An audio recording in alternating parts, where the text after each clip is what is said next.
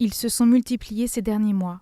Tags antisémites sur les maisons de maires, les permanences de députés ou les bâtiments publics partout dans le Bas-Rhin. Croix gammées dans la neige, menaces et insultes dans la rue à Strasbourg, jusqu'à la profanation de sépultures juives à Herlisheim. Ces actes antisémites sont en augmentation. Le Conseil représentatif des institutions juives de France en recensait dans le pays 311 en 2017, contre 541 l'an passé, des chiffres alarmants. Nous sommes choqués par cette violence verbale pour l'instant, mais on ne sait pas où elle va s'arrêter. Nous sommes tristes parce que nous voyons aujourd'hui partir les derniers témoins de la Shoah et nous constatons que le monde n'a rien retenu de ce drame.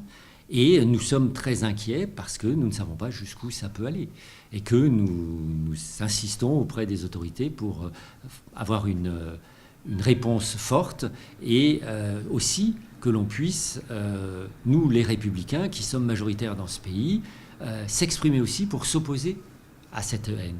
Un constat partagé par beaucoup. Pour le président du consistoire israélite du Bas-Rhin, les mesures prises par le gouvernement restent insuffisantes pour lutter contre la parole et l'acte antisémite. Il faut d'abord voir ce qui se passe sur la fachosphère et sur les réseaux sociaux et légiférer peut-être pour empêcher que tout cela continue de proliférer. Il faut reprendre le b.a.-ba de l'éducation parce que l'ignorance est beaucoup en cause. Tant qu'on ne combattra pas cette ignorance, on risque d'être confronté à de gros problèmes.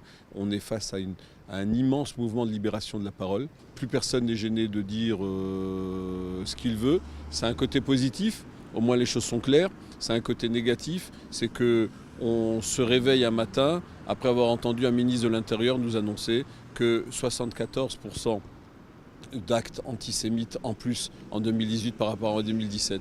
C'est un vrai problème et un problème auquel il va falloir s'attacher sérieusement. Un problème qui ne date pas d'hier et dont les conséquences sont durables. Il y a 4 ans, les 3/4 des tombes du cimetière de Sarre-Union étaient retrouvées profanées. Les auteurs avaient été condamnés, mais le cimetière, lui, est resté dans le même état.